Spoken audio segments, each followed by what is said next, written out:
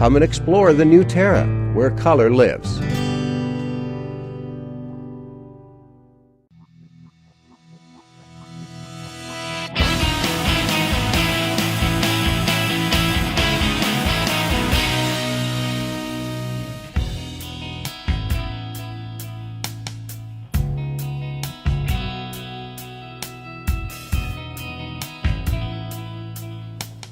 Welcome to TERRA at Home, the first full weekend of spring at this point, and kind of a good show for you here today. We're going to talk about some really great baking ideas, some gluten-free baking, and yes, we're going to be joining the folks here at Hotti Biscotti, also talking, of course, about spring weddings. I'm joined by Debbie Stroud, and you are a partner, a son, basically a mother and son team. Right. You have your son back there, Lou, and Yeah. the two of you came up this idea of Hotti Biscotti. So Right. how did you guys even, like, what happened? One night you get together? What'd you do? Actually, I was an optician. My son was living in Korea, and my friends and I were sitting around the table, and I was just, my passion's always been baking. Okay. I've been an optician for 35 years, raising Lewis by myself, and financially it was more feasible to be an optician. But my passion's always been baking, and I started years ago in the 80s. I started Hugs and Quiches. So I supplied, I know, silly name, corny name. Cute names. So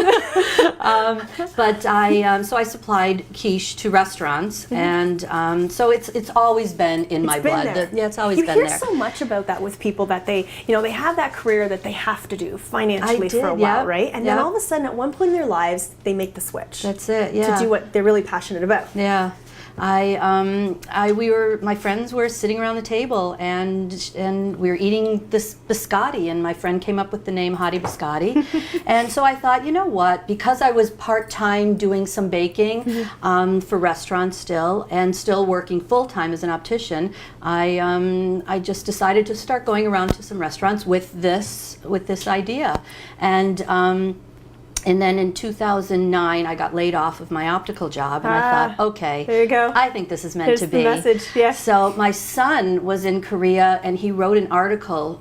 He wrote the editor of The Spectator, and said, my mom is a middle-aged, love that, middle-aged, starting her life as a baker, and because my son writes, can I write an article? He asked if he could write an article about me starting a new business, and they said, you know what, we love the idea, why don't we send a reporter over and a photographer, and before I knew it, they were taking pictures and writing about me, so there was a big article in The Spectator, and that kind of got it started. Isn't that cool? Yeah. Well, good for him, though, right? You got to kind of take that step. You know, Yeah. it's worth asking, right? It's worth putting it out there and just seeing. Some people are too afraid to do that. Yeah. So now we have this. So now we have this, and he came back from Korea and saw the potential, and it's going really well. And it's this cute little shop. Yes, very Little, pink little and white. is the word right there. in the heart of Westdale. It And is. We've been getting so much love from Westdale people. It's just wonderful, and we do a lot of weddings, a lot of showers. As you can see around here, we can really do anything. Now, I don't know if you wanted me to show some of the things that we do, or is it? Well, that's the thing. It started off with biscotti. So, what was the first biscotti like? Because you talk about being the softer biscotti. Right. It's a family recipe, and it wasn't even biscotti. It was just a cookie at the time, and we decided to turn it into a biscotti, and just because in our family we would cut them in slices like a loaf, from a loaf, right? And then and we ended up just dipping it in chocolate and then covering it in toffee and M&Ms and coconut. And then candy, then the ideas come, and right?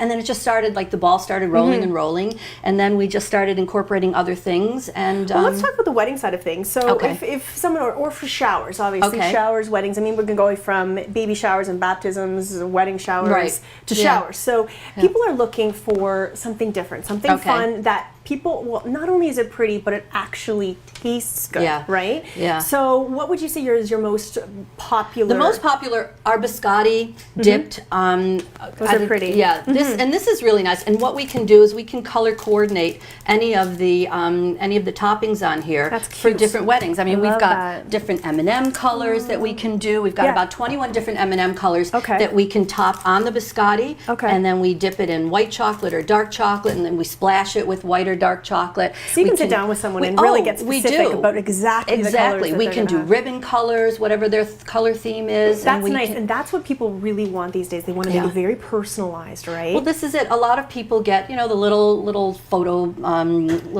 albums or the little candles, and what do you do with another candlestick holder? That's right. So this is something that a couple can take away and or you eat can there, eat it. and that's it. And that's what you so want, right? Another thing that's really popular are the chocolate toffee pretzels. These are good. Those are yummy if you like salty and sweet together. And we can put we can even color coordinate the splash of instead of putting the white, we can do a light pink or a light blue. But the toffee and the chocolate together are really, really good. That's a great idea. Now I noticed you also have tiny little mini biscottis. Our mini These are good as biscottis well. are big. Yeah, they're a real hit. And they're handy too to have even at say business functions and things like that, right? Yeah, we do a lot of corporate events and a lot of platters. What we can do is we can put, and these are our snowballs. We put these in the middle of a platter, and this is like a shortbread with toasted almonds inside, and then we put all of our mini biscotti all around and chocolate toffee pretzels. So you make it look really pretty. We can custom, we can custom anything, and then we wrap it in cello with ribbon, and it looks really, really pretty. These too. Okay, so is this a cake pop? This is decadent. This is kind of like a Reese's peanut butter pop. Oh my! Dipped look at in, that. there's chocolate and there's peanut butter and there's toasted peanuts inside. Oh, it's and like a surprise ball. It is, and it's like kind of like a peanut butter fudge ball dipped in chocolate, covered in chocolate. That's our word around here. It's chocolate. You know what? Chocolate, That's key, everything. right? So I like now you also have these little boxes, so you can incorporate that for people to as well. What we can do is we can color coordinate for weddings or any event. Showers are really good. We can. Another thing we can do is for hotel rooms. If brides are having hotel rooms, to have like a little takeaway or a little gift box in every hotel room. Yeah. So that's nice to do. I like that idea. And we fill it with our mini biscotti. We can fill it up with anything. Now, what's your lead time for orders in general? We usually if we can get at least a month for weddings. But you know what? We are so easy to get along with. It's my son and I we adapt to and you guys anything. are pretty hilarious, just the two of you. So you guys do you really you're hands on in this, so that you make sure the quality's there. You take care of this product, and I can imagine when you're dealing with big weddings and things like that, you need that lead time because we do. You got a tiny little place here, and you're putting out some good stuff. Yeah, we're really we work well together. Yeah, and we just I'm sorry. Go ahead. What would you say is your busiest time of year? Christmas was insane. Yeah. You guys, when did you start? When was your opening day? Okay, good. We are coming up with our 1 year anniversary. Last April 2nd we opened. This year, March 31st on Saturday, we're having our kind of our 1 year anniversary, and we're going to be giving some samples and giving some large biscotti out to everybody. So it's going to be fun. So just next week, and just around the corner, everyone can celebrate with you. So we thank you so much for letting us in your cute little place here, and we hope people come by. Can I just say, please like us on Facebook, Twitter, www.hottibiscotti.com. Perfect. And that's Thank you. Yeah, thank you very much. Debbie. Thank you, Lou. Way back there cooking away. We're having fun here again in West Del. I'll be back with more Terra at Home.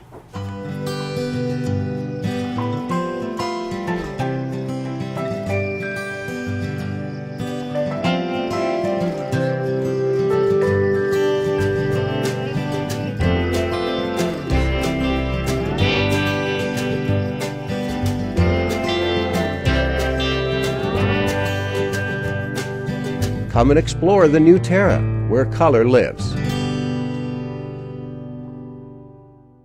AM 900 CHML is giving you more news when you want it most. Non-stop news weekday mornings 5 till 9, weekday afternoons 3 to 6, with weather and traffic on the 9s. Hear about it first from AM 900 CHML, Hamilton's news talk leader.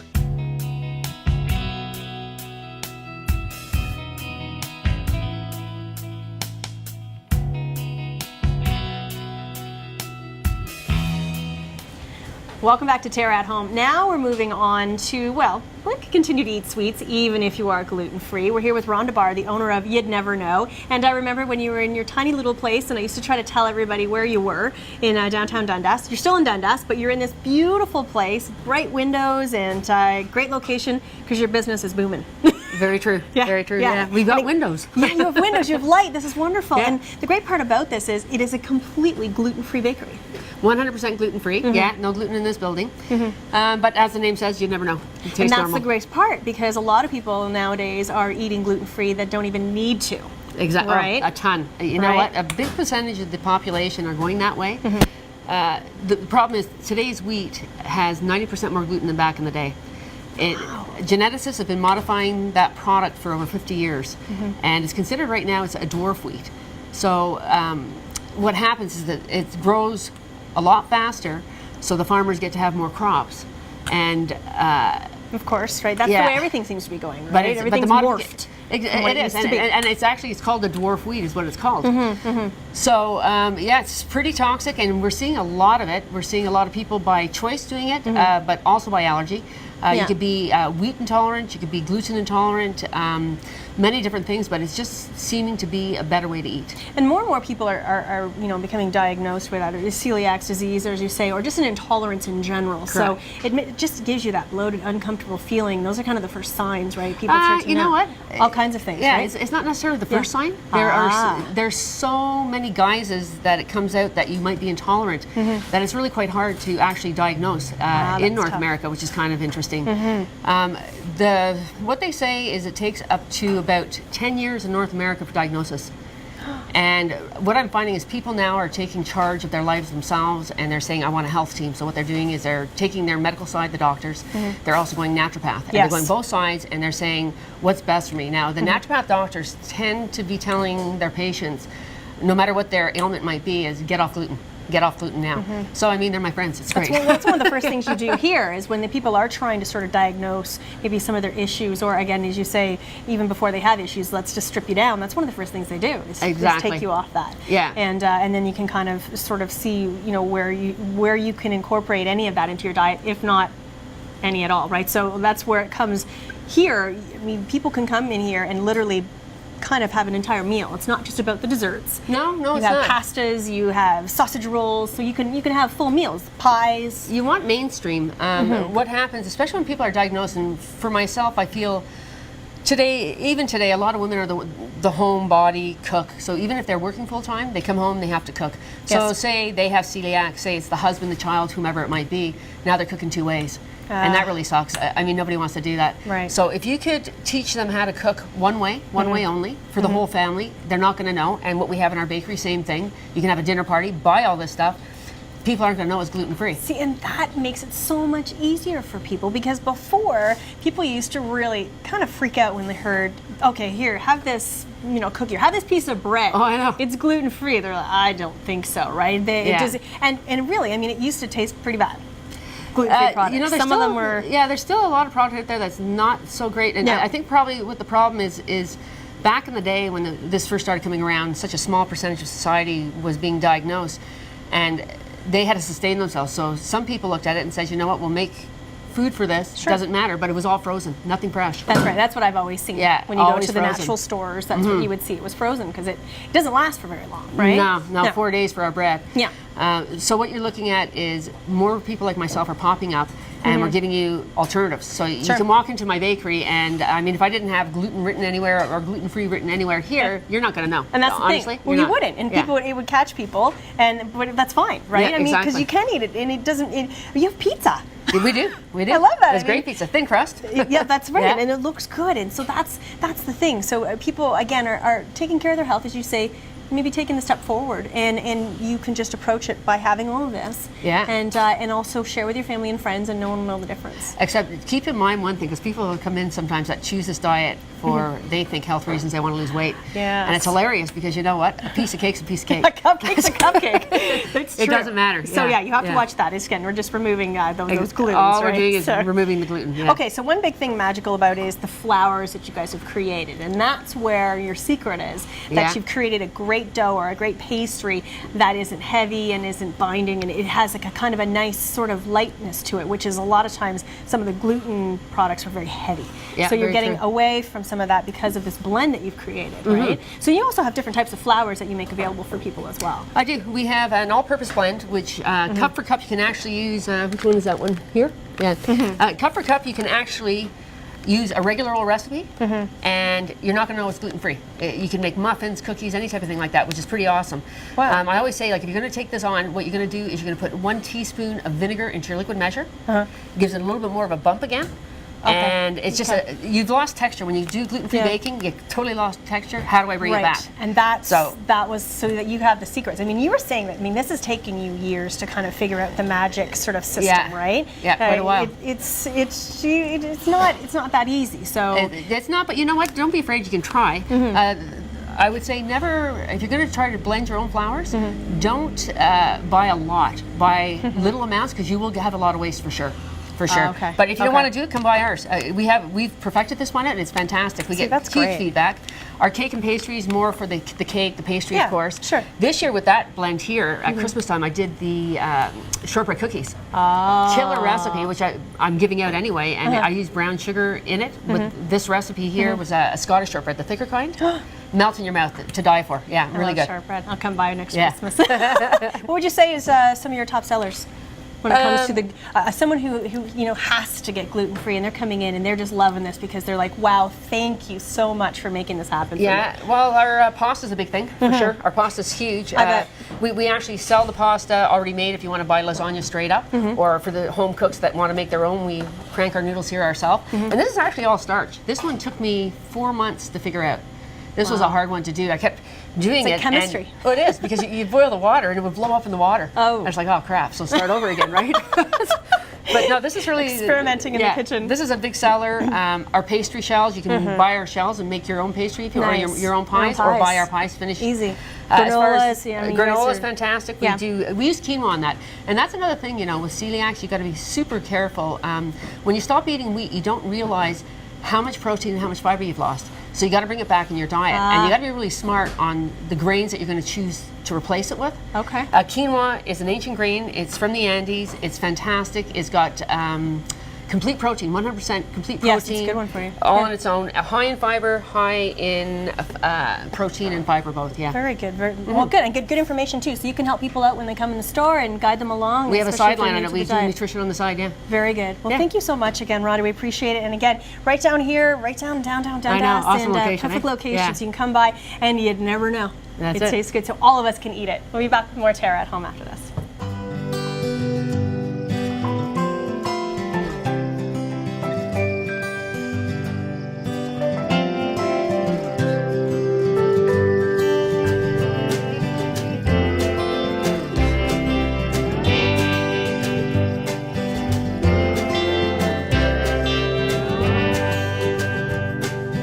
Come and explore the new Terra, where color lives. AM 900 CHML is giving you more news when you want it most. Non-stop news weekday mornings 5 till 9, weekday afternoons 3 to 6, with weather and traffic on the 9s. Hear about it first from AM 900 CHML, Hamilton's news talk leader.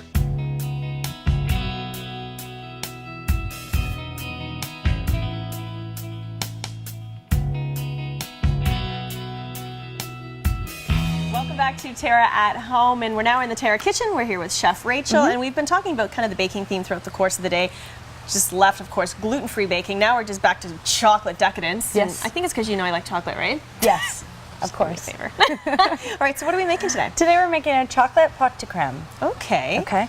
So Low calorie.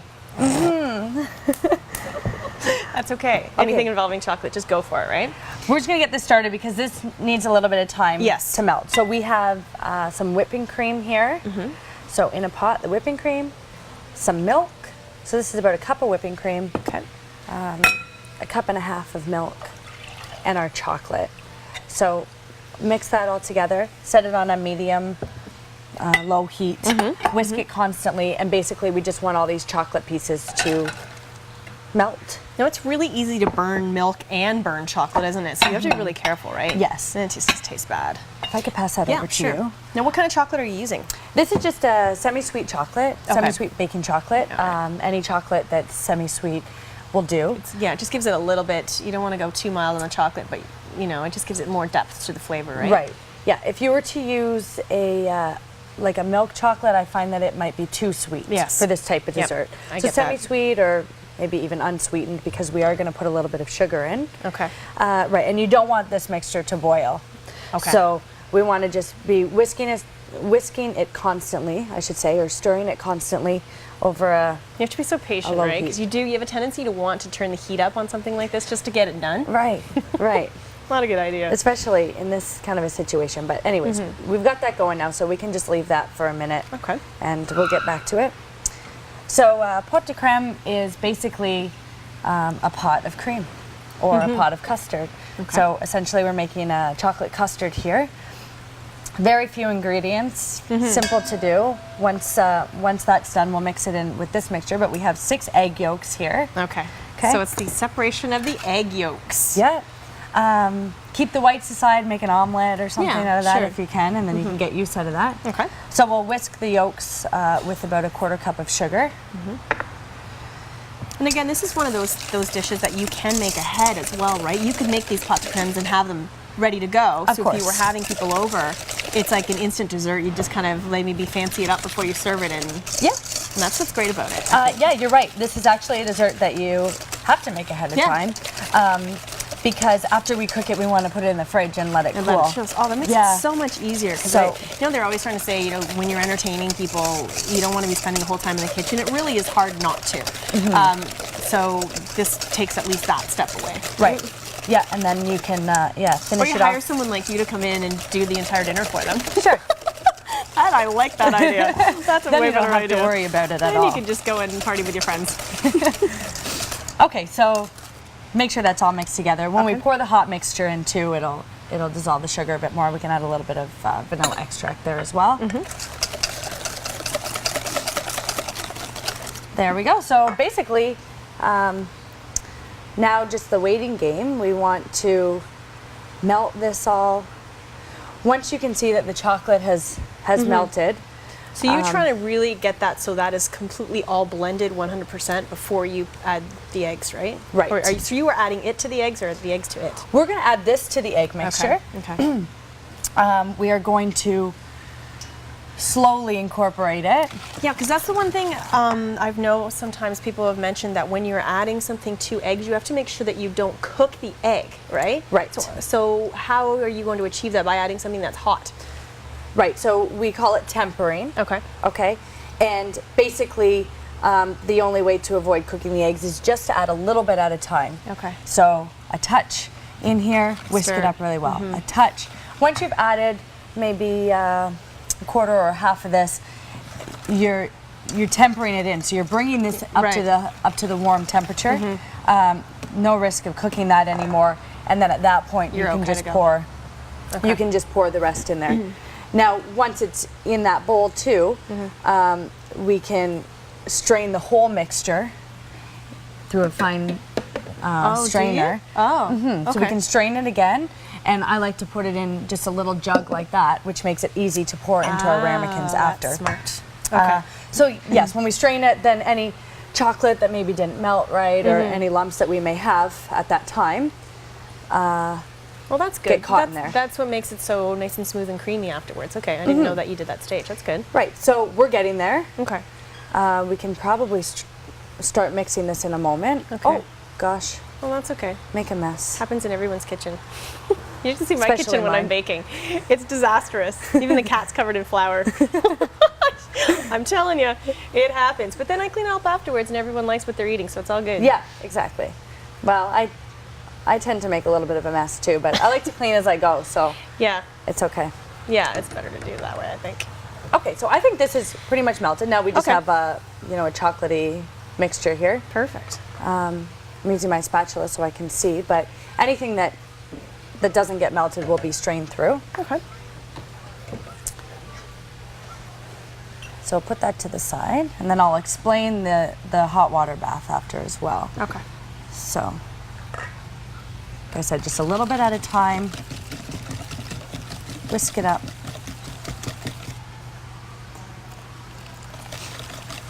And then our garnish is going to be whipped cream. So we're going to whip up our own cream. Oh, awesome.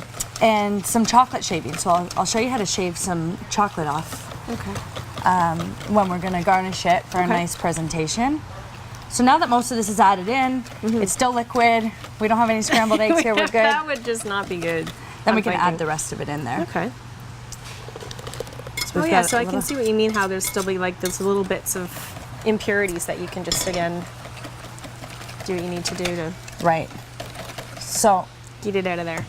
there we go. So that's done. Now we Oh, can it smells like hot strain chocolate. it. Does smell good. You could probably, well, maybe not with the raw eggs in there, but I was gonna say we could have a drink. Yeah, I know, that would be good. All right, so what we're gonna do is we're gonna head off to break, and as we continue to strain that, we'll come back and we'll finish this up and make it look pretty. And of course we have to chill it before we can eat it, but we'll get there. That's something we get to do, not you. We'll be back with more Terra at Home in just a bit.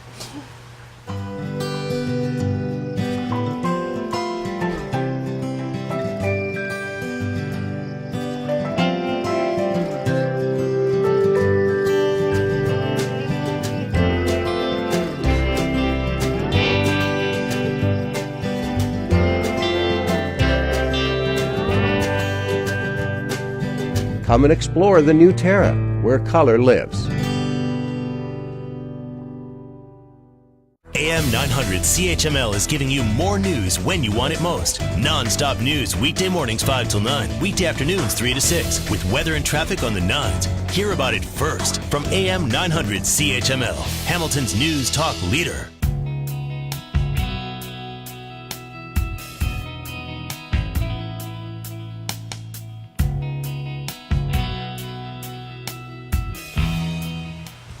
Welcome back to Terra at Home, and we're continuing, well, we're finishing up our pot de cremes, and so you have them already chilled. So we should remind people where we were at when we left. Right. before So break. we were pouring the mixture into the ramekins. So you want to put these into like a deep dish. Fill the dish up halfway, so it comes up halfway on the little ramekins. Right, with some hot water. Cover it in foil, and essentially we're steaming these in the oven, basically. So 325 for about 45 minutes or so. Take them out, let them cool a bit on the counter, and then you can put them in the fridge. Okay. So they need probably at least 3 hours in the fridge, but again, up to overnight or a just day that. or so. Okay. Yeah, and then we've whipped up some cream here with a little bit of sugar, and I'm just going to show you my chocolate trick. So any plain bar of chocolate, milk, dark, whatever you like, and you just get your knife and pull back. So you're shaving the chocolate basically. Okay. And then you come out with these little curls, and you can use those to garnish. And that just makes it look extra special. Fancy. So we'll put Fancy. a little dollop of whipped cream on each of these, and we'll top it with some chocolate. And then you can try some. Perfect. There we go. And you can, there's so many different variations of pot de creme, adding in, different flavors. Oh, that's right, because I've had one before when it's been a raspberry chocolate. So that's a really nice way of doing it. Oh, see, look how nice. Well, yeah, that you looks. can garnish with berries too. That would be a nice, Sure you could, yeah. a nice Yeah. finish as well. You have to be really careful how you're handling that chocolate, right? Because it melts so easily. Yeah, there you go. You can put a couple shavings on, any way you like. And so There you go. basically, you're doing this final sort of right just before you serve it. So Right. you'll keep them in the fridge up until before serving. Yeah. So they're cold and chilled while you're serving, right? Exactly. Okay, Yeah, and good. do this right before you're ready to serve. Perfect. And again, you can always find our recipes at terragreenhouses.com. All of Rachel's recipes are on there. And again, you can continue to watch us on Saturday mornings, bright and early. We'll see you again. Thanks for joining us.